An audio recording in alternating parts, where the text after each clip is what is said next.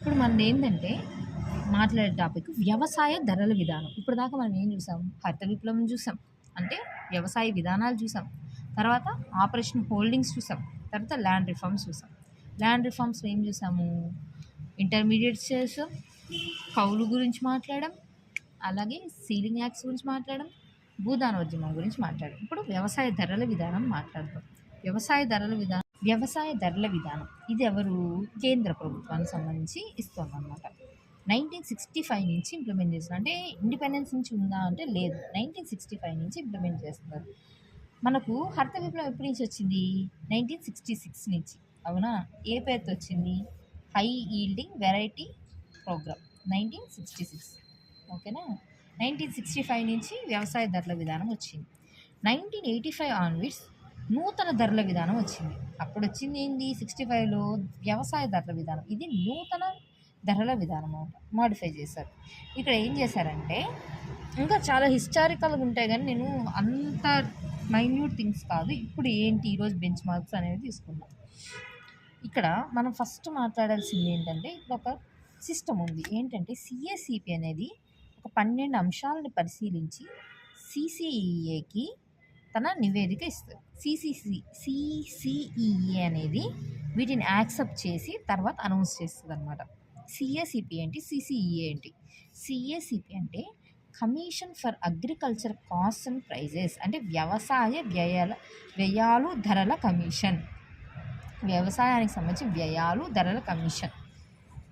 దీన్ని ఫస్ట్ 1965లో వ్యవసాయ ధరల కమిషన్ పేరుతో ఉండింది. కానీ 1985లో ఏం చేశారంటే వ్యయాలు ధరలు రెండు కలిపి చెప్పారనమాట. ఇట్లా పేరు మార్చారు. ఈ సిఏసిపి 12 అంశాలన్నిటి పరిగణలో తీసుకొని ఏ పంటకి ఎంత ఉండాలని సిసిఈఏ అంటే cabinet committee on economic affairs. Cabinet చాలా వాటి క్యాబినెట్ అంటేనే ఒక ఏమంటారు హై డెసిషన్ మేకింగ్ పవర్ ఉన్న ఒక ఏమంటారు మినిస్టర్స్తో ఉన్నది అనమాట. దాంట్లో ఎకనామిక్ అఫైర్స్ మీద ఉన్నది. దీనికి సిఫార్సు చేస్తుంది. అప్పుడు అది అప్రూవ్ చేస్తుంది. అంటే ఇక్కడ అప్రూవింగ్ అథారిటీ ఎవరు? సిసిఈఏనే. బట్ దాన్ని అడ్వైజ్ చేసేది ఎవరు? సిఏసిపి అనమాట. అంటే యాక్చువల్గా వర్క్ చేసి సిఏసిపి. ఇది ఎవరు దీని మీద తీసుకొచ్చారు అంటే ఎల్కేజా. ఈయన యొక్క ప్రోద్బలంతో ఈయన కమిటీ చెప్పిన సిఫారసుల మీద చేసినంత. ఏంటి ఈయన కమిటీ అంటే? ఈ కమిటీ ఆహార ధాన్యాల ధరల నిర్ణయ సంఘం. మనం ఏం చేయాలంటే కమిటీస్ అన్నీ ఒక దగ్గర రాసుకోవాలి. అప్పుడు క్లారిటీ ఉంటుంది, లేకపోతే క్లారిటీ ఉండదు. కమిటీస్ అన్నీ ఒక దగ్గర, లేకపోతే యాక్ట్స్ అన్నీ ఒక దగ్గర, అట్లా ప్రాక్టీస్ చేస్తుంటే ఈజీగా గుర్తుంటుంది. ఈ కమిటీ చెప్పింది అనమాట. ఈ కమిటీ వల్ల ఈ సిఏసిపి అన్నది ఫామ్ అయింది. ఇప్పుడు క్లారిటీ ఉంది కదా. జా కమిటీ చెప్తే సిఏసిపి వచ్చింది. ఓకే, సిఏసిపి ఎప్పుడు వచ్చింది? 1985లో వచ్చింది. ఇది కూడా క్లారిటీ. అసలు ఇది ఏం చేస్తుంది అంటే ప్రైజ్ మొత్తం ప్రైజుల కథే ఉంటుంది. ఏంటి? Minimum support price, procurement price, issue price. నేను చెప్తాను చాలా క్లారిటీగా, జాగ్రత్తగా వింటే ఇది క్లారిటీగా ఉంటుంది. మళ్ళీ చదవాల్సిన అవసరం లేదు. ఎందుకంటే ఈ టాపిక్ ఒక్కటి ల్యాగింగ్ వల్ల నాకు చాలాసార్లు అగ్రికల్చర్ ల్యాకింగ్ లాగే అనిపించింది. అందుకని ఎంఎస్పి ఏంటంటే బిఫోర్ సేయింగ్ చెప్తారు. అంటే పంట వేయకముందే నీకు చెప్తారనమాట. చెప్పి ఏం అంటే ఏంటి? నీకు ఒక భరోసా వస్తుంది కదా. ఓహో, నా పంట ఎవరు కొనకపోయినా ఈ రేటుకి గవర్నమెంట్ అయితే కొంటుంది. అంటే ఎవరు కొన్నా అంతకన్నా ఎక్కువ కొనాలి. ఒకవేళ ఎవరు కొనలేదు, గవర్నమెంట్ కొంటుంది. ఈవెన్ నీ డిమాండ్ ఎక్కువ ఉంది, ఆ టైంలో అయినా ఆబ్వియస్గా కొంటారు ఎవరైనా. సప్లై ఎక్కువ ఉంది, నీకు ధరలు పడిపోయినాయి, అయినా కూడా గవర్నమెంట్ కొంటుంది ఆ టైంలో. అది ఎంఎస్పి అనమాట. సో ఇది మినిమం సపోర్ట్ ప్రైస్, అంటే కనీస ధరల విధానం. ఇది బిఫోర్ సోయింగ్ అనేది చాలా చాలా చాలా జాగ్రత్తగా పెట్టుకోవాలి. ఈ ఎంఎస్పిలో అన్ని పంటలు ఉన్నాయనుకుందాం, చాలా పంటలు ఉన్నాయి. వాటిల్లో కొన్ని పంటలకి సపోజ్ ఒక 24 పంటలకి ఇచ్చింది అనుకుందాం ఎంఎస్పి. ఆ 24 పంటల్లో కూడా కొంతమంది ఏం చేస్తారు, అంతకన్నా తక్కువ ధరకు కొంటారు. అప్పుడు కొన్నప్పుడు వాళ్ళ మీద ఏం చేయాలి అంటే, నువ్వు ఒక యాక్ట్ తెస్తే దానివల్ల తక్కువ ఏమైనా చేశారంటే నువ్వు లీగల్గా యాక్షన్ తీసుకుంటే, ఇక్కడ మళ్ళీ యాక్ట్ లేదు కదా. అప్పుడు ఏం చేశారంటే ఎస్ఎంపి అన్నారు.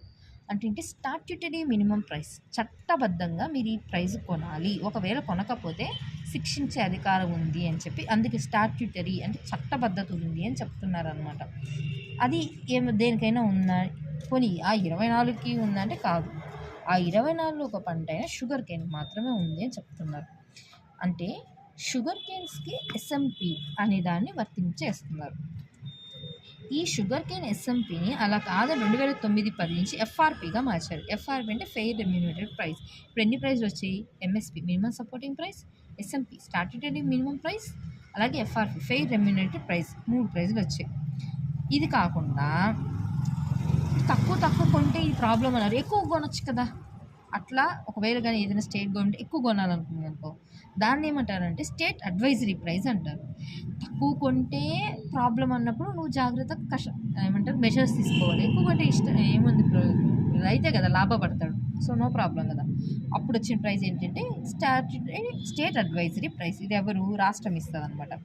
అంటే మొత్తం ఎన్ని ప్రైజులు చెప్పా? Minimum support price, statutory minimum price, fair remunerated price, state advisory price. Clarity? ఇది అయిన తర్వాత ఇప్పుడు కొన్ని పంటలు ఉన్నాయి.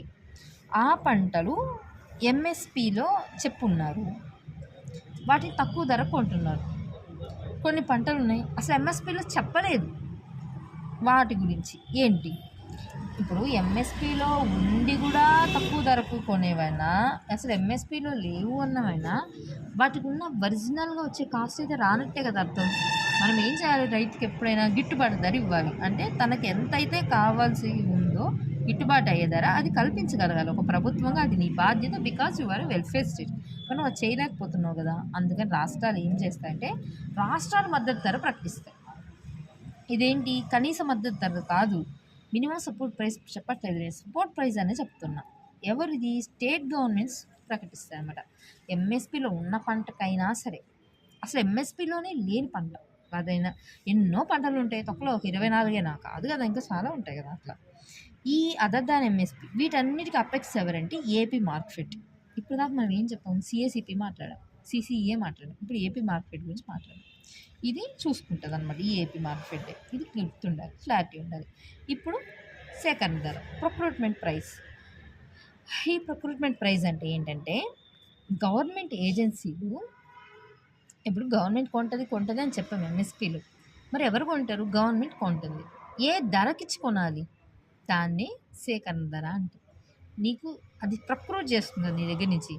అది ఫార్మర్స్ దగ్గర నుంచి అయినా ప్రొక్యూర్ చేయొచ్చు, లేకపోతే మిల్లర్స్ దగ్గర నుంచి అయినా తీసుకోవచ్చు. ఎంఎస్పి అనే ప్రైస్ ఎంతో చెప్పారు, దాన్ని ఇప్పుడు నువ్వు ప్రొక్యూర్ చేయడానికి వెళ్తున్నావు. కాబట్టి ఇప్పుడు ఏమైంది? ఆ ఎంఎస్పి కాస్త సేకరణ ధర అయింది.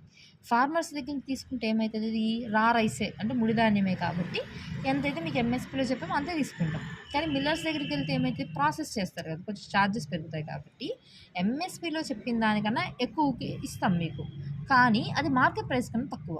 మార్కెట్ ప్రైస్ అంత అయితే ఇవ్వలేం, మార్కెట్ ప్రైస్ చాలా ఎక్కువ ఉంటుంది కదా. కాబట్టి ప్రొక్రూట్మెంట్ ప్రైస్ అనేది ఫార్మర్స్ దగ్గర నుంచి తీసుకుంటే ఎంఎస్పితో ఈక్వల్ అవుతుంది. అదే మిల్లర్స్ దగ్గర నుంచి తీసుకుంటే ఏమవుతుందంటే మార్కెట్ ప్రైస్ కన్నా తక్కువగాను, బట్ ఎంఎస్పి కన్నా ఎక్కువగా ఉంటుంది. ఎందుకంటే మిల్లర్ లాస్ అవ్వకూడదు కదా, అందుకనమాట. ఇప్పుడు కొంచెం దగ్గర చూస్తే ఎంఎస్పిని, ప్రొక్రూట్మెంట్ ప్రైస్ని, ఎంఎస్పి ఏంటి అనౌన్స్ చేస్తుంది అంటే నీకు చెప్పింది సో చెయ్యకముందే, అంటే నువ్వు విత్తనం నాటకముందే నీకు తెలిసింది. కానీ ప్రొక్రూట్మెంట్ ప్రైస్ ఏంటి? పంట చేతికి వచ్చి అంటే హార్వెస్ట్ అయిపోయి ఉంటుంది కదా, అప్పుడు తీసుకునేదన్నమాట. ఇది ఏంటి? ప్రొక్రూట్మెంట్ టైంలో అప్పుడు తీసేసుకుంటాం అంతే, ఇంకేం లేదు మాట్లాడ. ఇక్కడ అసలు అంటే నువ్వు చెప్పాలి, వాడు పంట వేయాలి, రావాలి, నీ దగ్గర చెయ్యాలి, ఇవన్నీ ఉంటాయి. ఇక్కడ ఏం లేదు, డైరెక్ట్గా తీసేసుకుంటాం, అయిపోయింది కదా. అందుకని ఎంఎస్పి ఏంటి? 24 రకాల పంటలకు ఇచ్చారు. చాలా పంటలు ఉన్నాయి కానీ దాంట్లో 24 ఇచ్చారు. ప్రొక్రూట్మెంట్ ఏంటంటే ప్రధాన ప్లస్ ఆహార ధాన్యాలకి రెండింటికి తీసుకున్నారనమాట. ఇదేంటి? ఎంఎస్పి రాబడి అనేది ఒక హామీగా ఇస్తున్నాం. సోయింగ్ అంటే బిఫోర్ జూన్ ఆ టైంలో కదా, south west monsoon. Procurement price ఏంటి? హార్వెస్టింగ్ అంటే నవంబర్ డిసెంబర్ ఆ టైంలో. సంక్రాంతి ఏపీ అంటే జనవరికి డబ్బులు వచ్చేయాలి నీ చేతికంటే డిసెంబర్ నవంబర్ అంతే. అది ఇయర్లీగానే ఇస్తారు, ఇది ఇయర్లీగానే ఇస్తారు. 2 ఏళ్ళకి 3 ఏళ్ళకి ఇస్తే పోతారు జనాలు, కాబట్టి ఇయర్లీగానే ఇస్తారు. ఇష్యూ ప్రైస్ ఇప్పుడు ఎఫ్సిఐ పెట్టుకొని దాని దగ్గర పెట్టుకుని అదే తింటుంది, అది తినదు కదా. ఎఫ్సిఐ అంటే ఎవరు? Central government. సెంట్రల్ గవర్నమెంట్ ఏం చేయాలి? స్టేట్కి ఇవ్వాలి. స్టేట్ ఏం చేయాలి? దాని దగ్గర ఉన్న ఏమంటారు రేషన్ షాప్స్కి ఇచ్చి పబ్లిక్కి పంచాలి, అంతే కదా చేయాలి. సో సెంట్రల్ గవర్నమెంట్ తీసుకునేది కరెక్టే, సెంట్రల్ గవర్నమెంట్ స్టేట్ గవర్నమెంట్కి ఇవ్వాలి. ఏ రేట్కి ఇస్తుంది? అదే దాన్ని ఏమంటారంటే ఇష్యూ ప్రైస్ అంటారు, అంటే జారీ ధర. దాన్ని ఇంకో విధంగా అంటే సెంట్రల్ ఇష్యూ ప్రైస్ అంటారు. అంటే సెంట్రల్ గవర్నమెంట్ స్టేట్ గవర్నమెంట్కి ఇచ్చిన తర్వాత స్టేట్ గవర్నమెంట్ దగ్గర రేషన్ షాపులు ఉన్నాయి. ఈ రేషన్ షాపులు ఏం చేయాలి, పబ్లిక్కి ఇవ్వాలి. ఇప్పుడు నేను 3 రూపాయలు కొన్నాను కదా అని నువ్వు 6 రూపాయలు ఇవ్వు అని చెప్పడానికి లేదు. ఎందుకంటే ఇది లాభాపేక్షతో జరగలేదు కదా. అదే మార్కెట్ అనుకో, నీకు అలాగే జరుగుతుంది. మార్కెట్ ఎప్పుడైనా లాభమే చూసుకుంటుంది, ప్రాఫిట్ ప్రాఫిట్ ప్రాఫిట్ అని మాట్లాడు. కానీ గవర్నమెంట్ కదా ఏం చేస్తుంది, వీలైనంత వరకు నీకు తక్కువ రేటుకి ఇవ్వాలని చూస్తుంది. ఎందుకు అంటే ఏంటి, అసలు రేట్ ఏమైనా తగ్గిందా, లేదు. అంటే అది పెడితే దాని చేతికి ఉంటుంది డబ్బులు. అంటే ఏంటి, సబ్సిడీ కింద ఇస్తుంది అనమాట. సబ్సిడీ అంటే నీకు వచ్చే రేట్ కన్నా అది తగ్గించి ఇస్తుంది. ఆ తగ్గించిన ధరే సబ్సిడీ అవుతుంది. ఇప్పుడు రేషన్ షాప్స్ దగ్గర ఉన్నాయి. ఈ రేషన్ షాప్స్ దగ్గర నుంచి పబ్లిక్కి ఎంత డబ్బులకి ఇస్తున్నావు అన్నది ఏమవుతుందంటే ఫెయిర్ ప్రైస్ అవుతుంది. ఫెయిర్ ప్రైస్ అవుతుంది. ఓకేనా. ఏంటి అంటే సెంట్రల్ ఇష్యూ ప్రైస్, ఇది ఫెయిర్ రెమ్యూనరేటివ్ ప్రైస్ అయిపోయింది. ఇప్పటికి ఏం మాట్లాడాం మనం, ఎంఎస్పి మాట్లాడాం, దాంట్లో ఎస్ఎంపి మాట్లాడాం, ఎఫ్ఆర్పి ఉందన్నాను, స్టేట్ అడ్వైజరీ ప్రైస్ అని చెప్పాము. ఇది అయిన తర్వాత ఏమైంది, రాష్ట్ర మద్దతు ధర కూడా ఒకటి ఉంటుంది అని చెప్పాము. ఓకే, ఇక్కడ క్లారిటీ ఉంటుంది. తర్వాత ప్రొక్యూర్మెంట్ ప్రైస్ కానీ లెవీ ప్రైస్ అని కూడా అంటాం. ప్రొక్యూర్మెంట్ ప్రైస్ అది గుర్తుండాలి. తర్వాత ఏంటి, ఇష్యూ ప్రైస్ కానీ ఆర్ సెంట్రల్ ఇష్యూ ప్రైస్ అంటాము. దాని తర్వాత ఏమవుతుంది, ఫెయిర్ ప్రైస్ అవుతుంది. దీని ఆర్డర్ చూస్తే MSP more than procurement price, more than issue price, more than fair price అన్నమాట. అంటే సరసమైన ధర. స్టేట్ గవర్నమెంట్ సబ్సిడీ అంటే ఏంటి, ఇష్యూ ప్రైస్ తనంతటికి కొంటుంది, తనంతటికి ఇస్తుంది. ఇష్యూ ప్రైస్ కొంటుంది, ఫెయిర్ ప్రైస్కి ఇస్తుంది. ఇంతే, సింపుల్, చాలా చాలా సింపుల్. ఇంతకు మించి దీన్ని ఎక్కువ చదివినా కూడా అనవసరం కన్ఫ్యూజ్ అవుతుంది. నెక్స్ట్, ఇచ్చావు అంటే అది ఎక్కడ యూజ్ అవుతుంది, పబ్లిక్ డిస్ట్రిబ్యూషన్ సిస్టంలో, అంటే రేషన్ షాపుల దగ్గర, ప్రజా పంపిణీ వ్యవస్థలు. ఇప్పుడు ఏంటి, అగ్రికల్చర్ మార్కెట్. ఇప్పుడు వాళ్ళు పండించారు, ఇప్పుడు పండించిన తర్వాత ఏం జరిగింది అవన్నీ చెప్పావు. అంటే మార్కెట్లోకి వచ్చిన తర్వాత నెక్స్ట్ ఎలా సప్లై చేయాలన్నది మాట్లాడు. అసలు మార్కెట్ నువ్వు పండించిన తర్వాత మార్కెట్కి వచ్చే లోపల ఏం జరుగుతుంది కథ అనేది ఇక్కడే కదా, దళాలన్నీ జరిగే మ్యాజిక్స్ అన్నీ ఇక్కడ జరుగుతాయి ఇప్పుడు. సో అది చాలా క్లారిటీగా తెలుసుకోవాలంట. Agriculture market. ఆర్థిక స్తోమత అంటే ఏంటి అంటే ఏంటి మాట్లాడుతుంది అంటే విక్రయం కాగల మిగులు అంటే మార్కెటబుల్ సర్ప్లస్. మార్కెటెడ్ సర్ప్లస్ కాదు, మార్కెటబుల్ సర్ప్లస్. అంటే నువ్వు పండించావు పంట, ఆ పంటలో నీకెంత కావాలో తీసుకున్న తర్వాత రిమైనింగ్ ఉంటుంది కదా, అది ఏం చేస్తావు, ఏం చేయవు కదా, అమ్ముతావు కదా, అది అమ్మగలిగింది బాగుంది. మార్కెట్లో అమ్మిన పంట కాదు, ఎంతకైతే అమ్మేసావు అంటే దాన్ని బట్టి నీ అఫ్కోర్స్ నువ్వు 50,000కి అమ్మేసి ఉండొచ్చు, అది కాదు నీ స్తోమత. నువ్వు ఎంత అమ్మగలుగుంటావు, 50,000కి అమ్మావు కానీ నీ దగ్గర ఇంకా మిగిలి ఉండొచ్చు. అంటే నీ దగ్గర మొత్తం 1,00,000 రూపాయలు సరుకుని ఉండొచ్చు, 50,000 అమ్మినావు, అంత మాత్రం నువ్వు 50,000 ఆస్తిపడివే అంటామా, లేను మొత్తం 1,00,000 రూపాయలు ఆస్తి పెరుగుతుంది కానీ 50,000కి మాత్రమే అమ్మినావు ఇప్పుడు, అంతే. కాబట్టి ఎంతైతే విక్రయం కాగలిగినంత ఉందో అంటే నీ కెపాసిటీ ఎంత ఉందో అది చెప్తుంది అనమాట. నెక్స్ట్, అగ్రికల్చర్ మార్కెటింగ్ ఎన్ని స్టేజెస్లో ఉంటుంది అంటే 4 స్టేజెస్లో ఉంటుంది. ఈ స్టేజెస్ కూడా ఇంపార్టెంట్. అసెంబుల్ చేస్తావు అంటే ఎక్కడెక్కడో పండంతా ఒక దగ్గర తెస్తావు, దాన్ని గ్రేడింగ్ చేస్తావు, అంతే కదా, క్వాలిటీ వైజ్గా మారుస్తావు, క్వాలిటీ మార్చి దానికి ర్యాంకులు ఇస్తావు, దాన్ని స్టాండర్డైజేషన్ అంటారు. ఇది సెకండ్ ప్రాసెస్. థర్డ్ ఏంటి, ప్రాసెసింగ్ చేస్తావు, దాన్ని ఆగ్రో ప్రాసెసింగ్ అని అనొచ్చు. ఫోర్త్ ఏంటి, డిస్ట్రిబ్యూషన్ చేయాలి అక్కడి నుంచి. దాన్ని ఆ డిస్ట్రిబ్యూషన్ మెథడ్స్ ఏంటి, శాంపుల్ కానీ, ప్యాకింగ్ కానీ, స్టోరేజ్ కానీ, డిస్ట్రిబ్యూషన్ కానీ, ఇవన్నీ డిస్ట్రిబ్యూషన్లో మెథడ్స్ అనమాట. ఇక్కడ జరిగేది ఏంటంటే అసెంబ్లింగ్ దగ్గరే ఇండియాలో ప్రాబ్లం అయిపోతుంది, అది ఇష్యూ. అసెంబ్లింగ్ దగ్గరే రైతులు కదా ఇవన్నీ చూసుకోవాలి.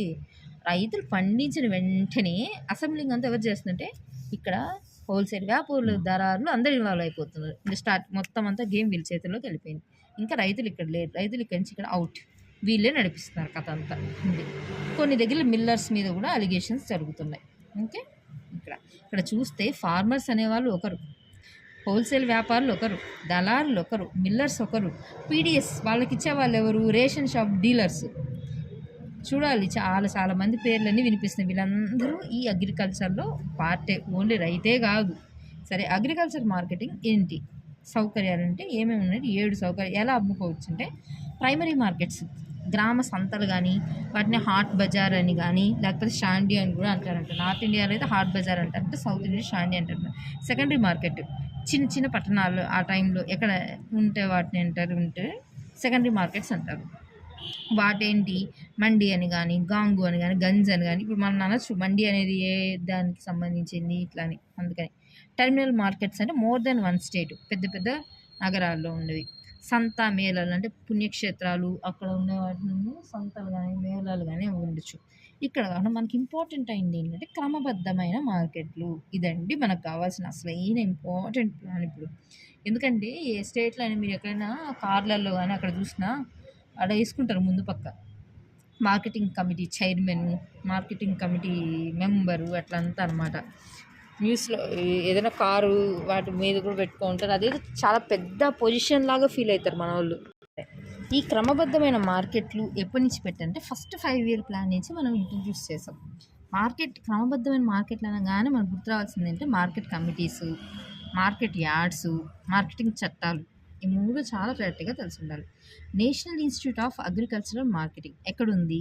జైపూర్. ఇదేం చేస్తుందంటే మార్కెటింగ్ కమిటీ వాళ్ళకి సిబ్బంది ఉంటారు, వాళ్ళకి ట్రైనింగ్ ఇస్తుంది. అంటే అక్కడ వేజెస్ ఎలా తీసుకోవాలి, ఏ పంటకి ఎంత చేయాలి, ఇవన్నీ చెప్తుంది. కిసాన్ కాల్ సెంటర్ చాలా చాలా ఇంపార్టెంట్. 2004లో వచ్చింది. కాల్ సెంటర్ నెంబర్ ఎంత? 1551. రూరల్గా ఉన్న రైతులకి అవేర్నెస్, వాళ్ళకున్న డౌట్లు క్లియర్ చేయడం ఇవన్నీ కిసాన్ కాల్ సెంటర్ చెప్తుంది. అప్పుడు న్యూస్లో ఎక్కువ వచ్చేది అడ్వర్టైజ్మెంట్. అప్పుడు ఆగ్మార్క్ ఏంటి? ఆ క్వాలిటీ ప్రోడక్ట్ గురించి చెప్తుంది, అది ఎంత క్వాలిటీ ఏంటి అనేసి. నెక్స్ట్ సెంట్రల్ క్యూసీ ల్యాబొరేటరీ అంతే కదా, క్వాలిటీ కంట్రోల్ ఒకటి ఉండాలి కదా. అక్కడ ఎక్కడుంది? ఇది నాగ్పూర్లో ఉంది. దీనికి 11 రీజనల్ ల్యాబ్స్ ఉన్నాయి. అలా ఏపీలో ఎక్కడుంది? అప్పుడు యునైటెడ్ ఏపీలో కూడా గుంటూరులో ఉంది. హైదరాబాద్లో లేదు. దీనికి గుంటూరులో ఉంది. గుంటూరు కింద హైదరాబాదు, విజయవాడ, సామర్లకోట, గుంటూరు, పొద్దుటూరు అని 5 బ్రాంచెస్లో ఉందన్నమాట. ఇక్కడ గుంటూరు కింద ఉంది. ఇది కాకుండా ఇంకోటి ఏం చేశారు? నామ్ విధానం అంటే నేషనల్ అగ్రికల్చర్ మిషన్. ఇదేంటి? మోడర్న్ మార్కెటింగ్ ఫెసిలిటీస్ని కల్పిస్తుంది. అంటే ఇన్ఫ్రాస్ట్రక్చర్ ఫెసిలిటీస్ అనుకోండి, లేకపోతే ఒకరినొకరు ఇంటర్లింకింగ్. మీరు ఇంత పంట తీసుకొచ్చారు, ఇంకొకరికి ఇంత డిమాండ్ ఉంది, మీరు అక్కడే కాకుండా ఇంకా చూసుకోవడానికి అట్లా ఈ నామ్ తీసుకొచ్చారు. అది వెబ్ పోర్టల్, అన్నిటినీ ఈ ట్రేడింగ్ చేస్తుంది అనమాట డైరెక్ట్గా బిల్ పెట్టి. నెక్స్ట్ ఏంటి? ఏఎఫ్ అగ్రికల్చర్ ఇన్ఫ్రాస్ట్రక్చర్ ఫండ్ అనమాట. ఇది ఏం చేస్తుందంటే సెంట్రల్ గవర్నమెంటు ఈ మార్కెట్ యార్డ్కి 75 లక్షలు ఇస్తారు. అగ్రికల్చర్ ఇన్ఫ్రాస్ట్రక్చర్ ఫండ్ ఇది. ఇన్ఫ్రాస్ట్రక్చర్ అంటే మౌలిక సదుపాయాలు, అంటే మార్కెట్ యార్డులో మౌలిక సదుపాయాలు కల్పించండి అని. ఇప్పుడు వీడియో డిస్ప్లేయింగ్ కానీ, లేకపోతే దానికి కావాల్సిన ఇన్ఫ్రాస్ట్రక్చర్ ఫెసిలిటీస్ ఏమన్నా ఉంటే అవన్నీ 75 లక్షలు చేసుకోండి అని చెప్పి సెంట్రల్ గవర్నమెంట్ ఇస్తుంది, స్టేట్ గవర్నమెంట్ కాదు. అది గుర్తుంటుంది. ఆంధ్రప్రదేశ్ మార్కెట్ల చట్టానికి అమెండ్మెంట్, అంటే ఆల్రెడీ చట్టాలు చేస్తున్నారు, దానికి అమెండ్మెంట్ 2015లో తీసుకొచ్చారు. 2015-22లో మార్కెట్ యార్డు ఈ నామ్తో ఇంటర్లింక్ చేసేట్టుగా తీసుకొచ్చారు.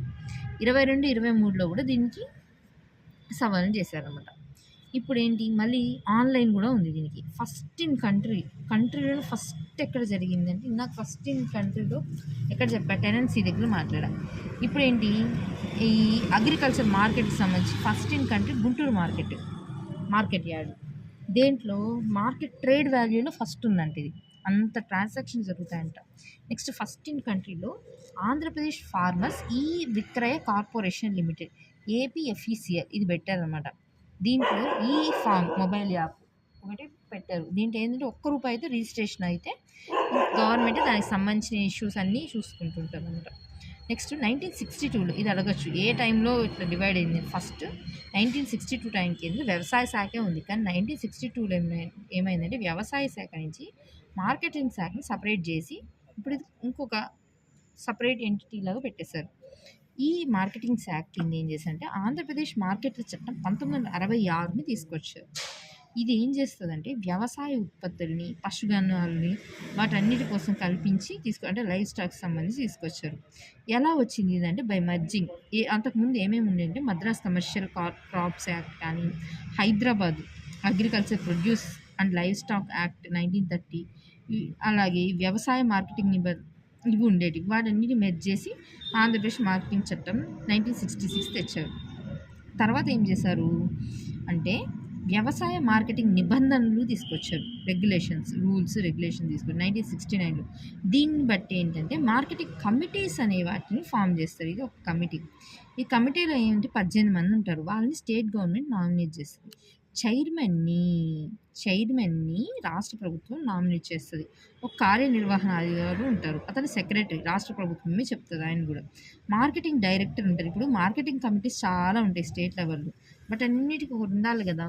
పొలిటికల్ అథారిటీనే కాదు కదా, అసలు పొలిటికల్ అథారిటీ గెలిచి వస్తేనే ఒక రకం, అందులో ఇవి నామినేటెడ్, మరి ఎట్లా వాటిలో ఫంక్షనింగ్ సరిగ్గా ఉంటుందా? అందుకని ఒక మార్కెటింగ్ అథారిటీ ఒక ఆయన ఉంటారు, ఆయన పేరు మార్కెటింగ్ డైరెక్టర్ అనమాట. ఆయన స్టేట్ లెవెల్లో ఉంటారు, ఈయన ఉంటారు. నెక్స్ట్ ఈ మార్కెటింగ్ కమిటీస్ ఇంకా ఏముంటాయి, ఐవీఆర్ఎఫ్ అంటే మనం మాట్లాడినప్పుడు అవి చెప్తూ ఉంటాయి కదా, అలాంటి సదుపాయాలు. ఏవిడిఎస్ అంటే వీడియో కాలింగ్ డిస్ప్లేస్ కానీ ఆడియో కానీ అవి ఉంటాయి. అలాగే సాయిల్ హెల్త్ కార్డ్స్, ఈ సాయిల్ హెల్త్ కార్డ్స్ ఏంటంటే భూసార పరీక్షలు అంటారు కదా, అది చెప్పి ఏమేమి మీ దాంట్లో న్యూట్రియన్స్ ఉన్నాయి, మీరు ఏ పంటలు వేసుకుంటే మంచిది, ఇవన్నీ చెప్తుంది. అది 2015లో స్టార్ట్ చేస్తారు. 91 టెస్ట్ అనేది చేస్తారు. అట్లా కూడా అడగచ్చు ఎన్ని టెస్ట్ చేస్తారని. Next agriculture university plus state government కలిసి 13 డిస్ట్రిక్ట్స్లో డాట్ సెంటర్లను తీసుకొచ్చింది. డాట్ అంటే district agriculture advisory and transfer టెక్నాలజీని షేర్ చేయడం అనమాట. 1982లో పైలట్ ప్రాజెక్ట్గా ఒక ప్రాజెక్ట్ ఉండేది అప్పుడు. ఏంటంటే అది ప్లెడ్జ్ ఫైనాన్స్ స్కీమ్ అని ఉండేది. దాన్ని కాస్త ఏం చేశారంటే 1995 టైంకి, ఆ టైంకి ఎవరు, వీళ్ళ గవర్నమెంటే కదా, సిబిఎన్ గారి గవర్నమెంటే ఏం చేసింది, రైతు బంధు పథకం తీసుకొచ్చి, ఈ రైతు బంధు పథకం కింద ఏం చేసింది, గుర్తింపు కార్డ్స్ ఇస్తారనమాట. ఈ గుర్తింపు కార్డ్స్ ఏంటంటే 5 years వ్యాలిడేషన్లో ఉంటుంది. ఏంటంటే పంట విలువలో 75% ఇస్తారు, అంటే 50,000 వరకు ఇస్తారనమాట. అది 2015 నుంచి 2011 వరకు ఉంది. ఇప్పుడు ఇక్కడ 2 లక్షలు, 2015 నుంచి 2 లక్షలకి ఇచ్చారు. అంటే నీ పంట పండిన తర్వాత నువ్వు వెళ్ళి ఆ పంట మీద కూడా రుణం తీసుకోవచ్చు 2 లక్షలు. అంటే నీ పంట వెళ్ళి అమ్మట్లేదు, నీ దగ్గరే ఉంది, అయినా కూడా నీకు లోన్ వస్తుంది. అప్పుడు అది తీసుకొచ్చారు రైతు బంధు పథకం. అదే రైతు బంధు. 180 days వరకు ఉంటే కానీ వడ్డీ ఏమి ఉండదు, నిల్వ ఛార్జీలు కూడా ఉండదు. అంటే ఇది గోడౌన్స్ ఉంటాయి కదా, ఆ గోడౌన్ వాళ్ళు పెట్టినప్పుడు అనుకోవచ్చు ఒక రకంగా. అంతే కదా, పంట ఎత్తుకొని మన ఇంట్లోనూ వాళ్ళ ఇంట్లోనూ పెట్టుకోం కదా, గోడౌన్స్లో పెడతారు. బట్ మోర్ దెన్ 180 days అయితే 6 to 10% అండ్ నామినల్ ఇంట్రెస్ట్ ఉంటుంది అనమాట, అంతే. ఇప్పుడు గోదాములు అన్నారు, గోదాములు ఎన్ని ఉన్నాయి, 1052 ఉన్నాయి ఏపీలో. మ్యాక్సిమం ఎక్కడ ఉన్నాయి, కృష్ణాలో ఉన్నాయి, గుంటూరులో ఉన్నాయి, పల్నాడు, బాపట్ల, ఏలూరు. మినిమం ఎక్కడ ఉన్నాయి, వైజాగ్ లీస్ట్, అలాగే అల్లూరు సీతారామరాజు, నెక్స్ట్ అనకాపల్లి, ఈస్ట్ గోదావరి అనమాట. నెక్స్ట్ ఇక్కడ ఫస్ట్ చెప్పడంలో అగ్రికల్చర్లో చెప్పా కదా, ఆదాయం ఎక్కువ ఏ జిల్లాలో వస్తుందంటే గుంటూరు, వెస్ట్ గోదావరి, కృష్ణాలో వస్తుంది. లీస్ట్ ఎక్కడ వస్తుందంటే అల్లూరి సీతారామరాజు, ఆ జిల్లాలో లీస్ట్ ఆదాయం వస్తుంది. Okay. Next agriculture AP capital incentive subsidy scheme. ఇక్కడ ఏంటంటే నీకు ఇన్సెంటివ్గా ఇస్తున్నారు, ఎందుకంటే కోల్డ్ స్టోరేజ్ అన్ని గవర్నమెంటే కట్టలేదు కదా, సో ప్రైవేటు వాళ్ళ పార్ట్నర్షిప్ ఎంకరేజ్ చేయాలని 50 లక్షలు పెట్టుబడి కానీ మీరు పెడితే 25% గవర్నమెంట్ సబ్సిడీ ఇస్తుంది అని చెప్పారు. అట్లా ఇవి స్టార్ట్ చేయమని. అలా మ్యాక్సిమం ఎక్కడ కడుతుందంటే గుంటూరులో ఉన్నాయి. నెక్స్ట్ రైతు బజార్లు కూడా ఈ కాన్సెప్ట్ ఈ మార్కెటింగ్ కమిటీస్ కింద ఉంటుంది. 1999లో తీసుకొచ్చారు. ఇది కూడా సిబిఎన్ గారి గవర్నమెంట్లో తీసుకొచ్చారు. ఈ మ్యాక్సిమం ఎక్కడ ఉన్నాయంటే కృష్ణా, ఈస్ట్ గోదావరి, విశాఖ అక్కడ ఉన్నాయి. లీస్ట్ ఎక్కడ ఉన్నాయంటే కడపలో ఉన్నాయన్నమాట. నెక్స్ట్ రైతు బజార్లు 51 కడుతున్నారంట, అదొకటి చెప్తున్నారు ఇప్పుడు. సరే, రైతు బజార్ గోదాములు వచ్చేసి కొత్తగా 51 కడుతుందని చెప్తున్నారు. ఈ రైతు బజార్లు అయిపోయిన తర్వాత వీటిలో ఇంకోటి ఏంటి, సంచార రైతు బజార్లు ఉన్నాయి, అంటే మీ దగ్గరికే వచ్చిస్తాయి కదా అట్లా. Next farm to home programme అని, ఈ కూరగాయల ప్రోగ్రామ్ అని విజయవాడలో స్టార్ట్ చేసేది. అంటే డైరెక్ట్ ఫార్మర్కి వినియోగదారుకి కనెక్షన్, మిగతా ఎవ్వరు వద్దన్నట్టు. లాస్ట్ సహకార మార్కెట్లు. ఇది ఇన్నాక మనం ఆల్రెడీ సహకార ఫార్మింగ్ చూసినాం, కొంచెం కంటిన్యూషన్. సహకార మార్కెట్స్ అంటే ఏంటి అంటే ఫార్మింగ్ ఏంది, మీరందరూ కలిసి పండియడం, మీరందరూ కలిసి కూడా ట్రేడింగ్ చేయొచ్చు కదా. అది ఇండియాలోనే ఫస్ట్ సహకార చట్టం ఇప్పుడు 1912. ఏంటంటే ఇది సరైన ధర ఇవ్వాలి అని చెప్పడానికి వచ్చింది. ఫస్ట్ ఇన్ ఇండియా ఎవరు చేశారంటే కర్ణాటకలో 1915లో, ఏపీలో అయితే 1920 విజయవాడలో ఫస్ట్ ఇది ఫామ్ చేశారనమాట. నాఫెడ్ ఏంటి, national agriculture cooperative marketing federation. ఇది నాఫెడ్ అంటే జాతీయ వ్యవసాయ సహకార మార్కెటింగ్ సమాఖ్య. మార్కెటింగ్ సంబంధించి అపెక్స్ బాడీ ఎవరంటే ఇదే. అది ఇక్కడ కోఆపరేటివ్ మార్కెటింగ్లో అపెక్స్ బాడీ వచ్చి నాఫెడ్. నాబార్డు కాదు, నాబార్డు వేరు, నాఫెడ్ వేరు. ఓకే, ఇవన్నీ రీకలెక్ట్ అవుతూ ఉంటే చెప్పేటప్పుడు ఈజీగా. నెక్స్ట్ ఎన్సిడిసి 1963లో వచ్చింది. ఏంటంటే ఇది ఎక్స్పోర్ట్ చేస్తుంటారు కదా, అంటే సహకార మార్కెటింగ్ అని చెప్తున్నారు కదా, ఈ మార్కెటింగ్కి సంబంధించి డెవలప్మెంట్ ఎట్లా అంట, ఇన్ఫ్రాస్ట్రక్చర్ ఫెసిలిటీస్ అనేటివి పెంచడం అనమాట. ఎన్సిడిసి అంటే నేషనల్ కోఆపరేటివ్ డెవలప్మెంట్ కార్పొరేషన్, ఇది ఒక సంస్థలాగా పెట్టారు. దీని కింద ఏం చేశారంటే 1985లో ఐసిడిసిని తీసుకొచ్చారు. ఇది ఒక ప్రోగ్రామ్. ఐసిడిసి అంటే ఏంటి, integrated cooperative development programme. ICDC అంటే సమగ్ర సహకార అభివృద్ధి కార్యక్రమం. ఇది ఏపీలో ఎప్పుడు స్టార్ట్ అయింది అంటే 1918 నుంచి 89 నుంచి స్టార్ట్ అయింది. అంటే ఎన్టీఆర్ గారి గవర్నమెంట్ ఆ టైం కదా. ఫస్ట్ టైం ఎప్పుడు వచ్చారు వీళ్ళు, 1983లో వచ్చింది. ఇది ఏం చేశారంటే ఈ స్కీమ్ కింద మీరు ఏమన్నారు, ఇన్ఫ్రాస్ట్రక్చర్ ఫెసిలిటీసే కదా చేస్తామన్నారు. అంటే ఇక్కడ ఏంటి ఇన్ఫ్రాస్ట్రక్చర్ అంటే ఏంటి, గోడౌన్స్ ఇలాంటివేనా. అది ఇట్లా 2 ఫేజులుగా అమలు చేస్తుంది. Phase 1, phase 2. ఫేజ్ 1 ఇప్పుడు 1980 నుంచి 9 నుంచి 2016. ఫేజ్ 2 2016-17 నుంచి 5 ఏళ్ళు. ఇప్పుడు వీటిలో 13 డిస్ట్రిక్ట్స్లో గోడౌన్లు కడుతున్నారు. ఫేజ్ 2లో ఏం చేస్తుందంటే ఆల్రెడీ కట్టేస్తున్నారు కదా, ఇంకెందుకు అనుకుని కామ్గా ఉండట్లేదు, అడిషనల్ గోడౌన్స్ కడుతున్నారు. ఎక్కడంటే Kurnool, Chittoor, east Godavari additional godown కడుతున్నారు అనమాట. ఇది ఇక్కడ చెప్తుంది.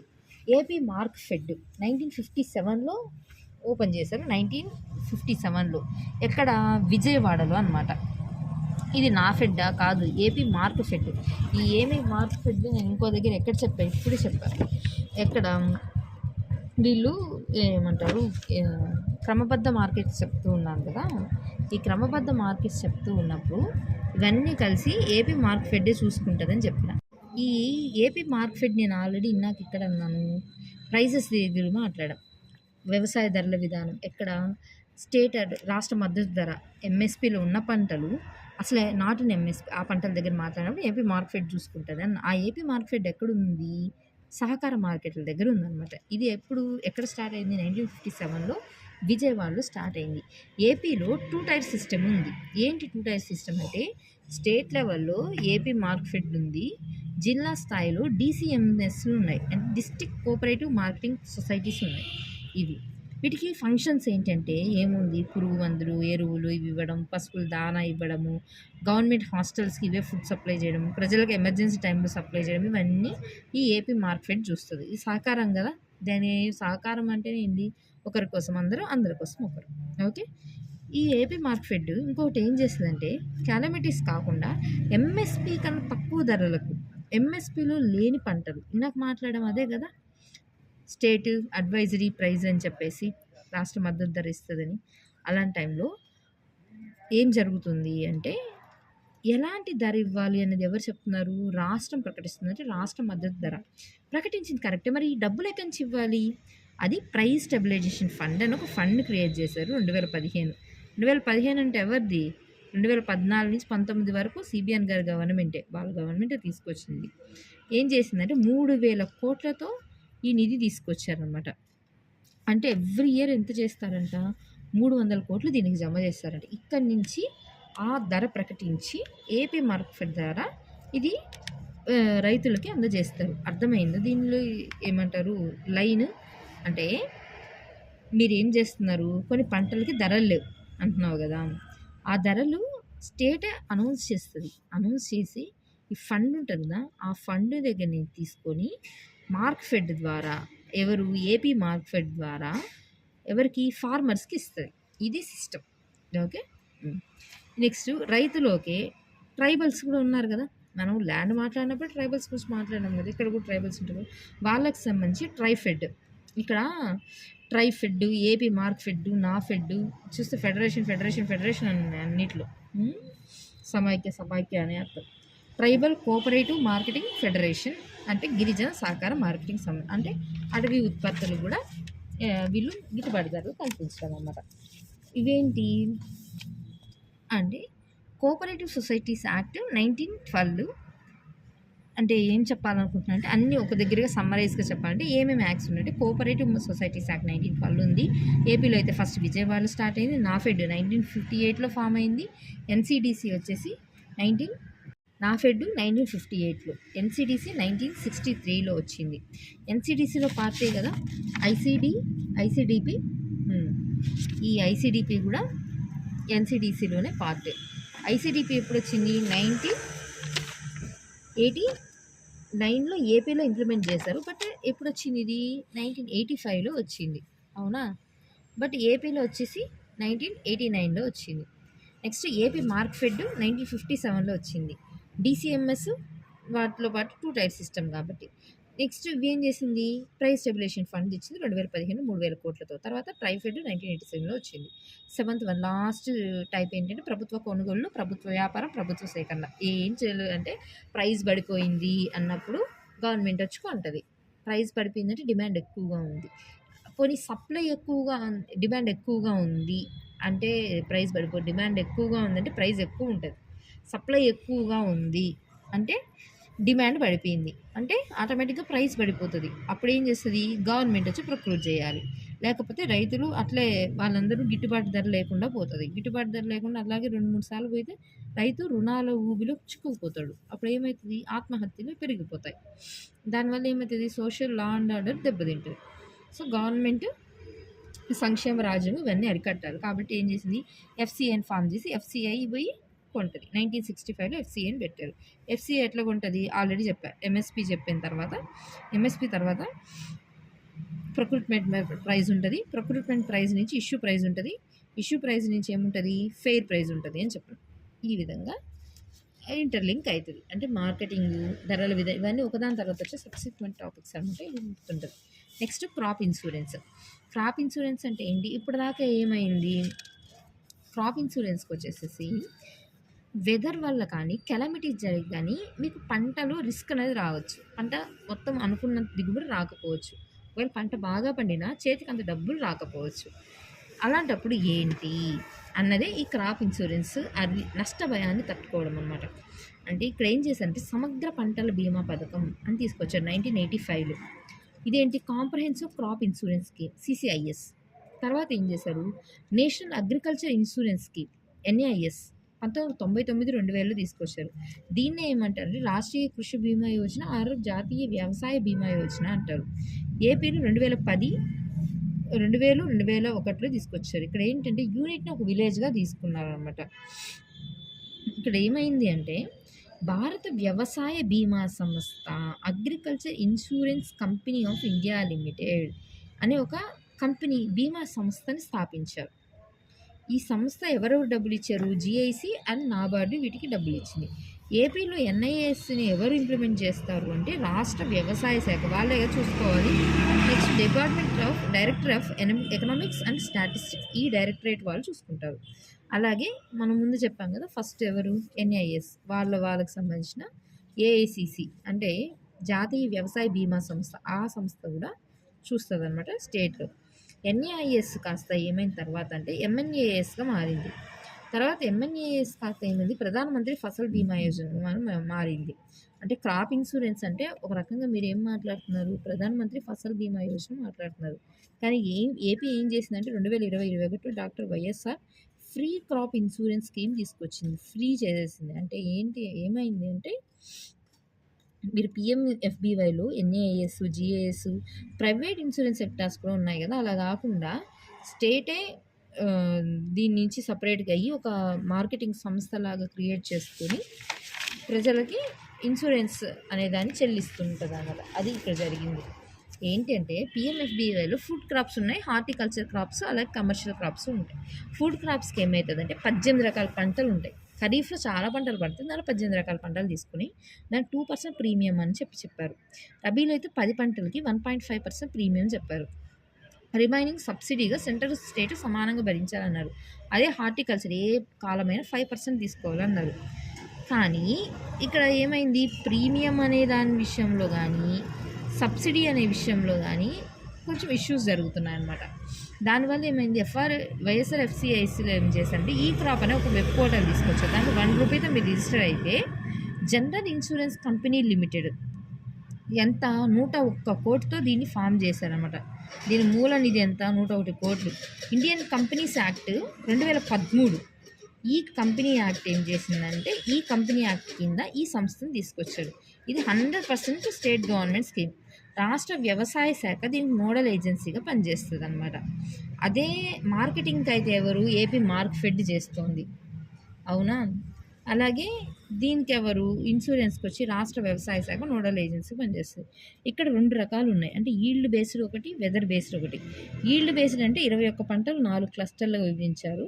వెదర్ బేస్డ్ అయితే 9 పంటలు 2 క్లస్టర్లుగా ఉన్నాయి. ఇది ఇక్కడి వరకు ఏంటి, ప్రధానమంత్రి ఫసల్ బీమా యోజన వీటికి సంబంధించిన ఇన్సూరెన్స్. అంటే ఏదైనా మీకు పంట పండకపోవడము, ఏదైనా కెలమిటీస్ జరిగినప్పుడు అలాంటప్పుడు. సెకండ్ టైం ఏంటి, వెదర్ బేస్డ్ ద్వారా జరిగినప్పుడు weather based crop insurance scheme WBCIS అంటే 2009లో ఇది ఇచ్చారు. ఇది NASకే అనుబంధంగా తీసుకొచ్చారు. ఫస్ట్ గుంటూరులో రెడ్ చిల్లీ మీద పెట్టారు. తర్వాత ఇంకా కొన్ని జిల్లాల అలాగే కొన్ని పంటలకు కూడా విస్తరించారు. తర్వాత ఏమైంది, UPIS 2017-18లో తీసుకొచ్చారు. అంటే యూనిఫైడ్ ప్యాకేజ్ ఇన్సూరెన్స్ స్కీమ్ని తీసుకొచ్చారు. అనంతపురంలో ప్రవేశపెట్టారు. ఇది ఫస్ట్ ఇన్ కంట్రీ. బట్ ఇప్పుడైతే ఇది ఇంప్లిమెంట్ జరగట్లేదు.